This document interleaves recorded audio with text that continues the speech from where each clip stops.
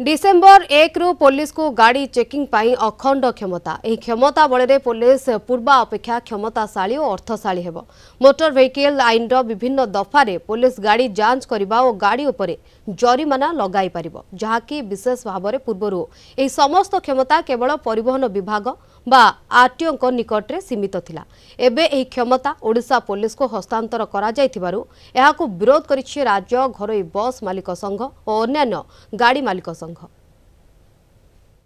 आप देखिए बस धर्मघट हैनी किंतु हवाक जाऊँगी कहबार उद्देश्य होची आपण पुलिस के जो पावर सब दिया जाउची आगुरी धीरे धीरे धीरे पुलिस पावर था ताकू काढ़ी ओएमबीडी की नियाला एवं ओएमबीडी को स्ट्रेंथन कराई चारिआडे 10 जन 15 जन 20 जन 30 जन स्टाफ अच्छे गाड़ी चेक करुँचे चेक हो वर्षे 2 वर्ष है कि पावर दिखाई छोट छोट सेक्शन दिखाई कि तार भी मिसयूटिलाइज है से मिसयूटिलाइज जहाँ जहाँ से भिसीआर गुड़े आम ट्रांसपोर्ट कमिशन लिखिक देलु आ द्वारा आहरी मिसयूटिलाइज बढ़ुची देखूँ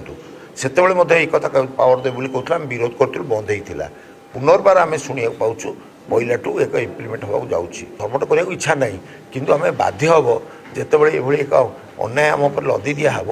बाध्य होम बस मालिक मैंने प्रतिवाद करेंगे सरकार को आज मेमोरांडम दौचु जदि मेमोरांडम आगुरी देलु पुनर्बार दौचु आम अनुरोध करुँ सरकार ये भूल पदक्षेप नियंतुनी जहाँफल हजार हजार बस मालिक क्षति सही।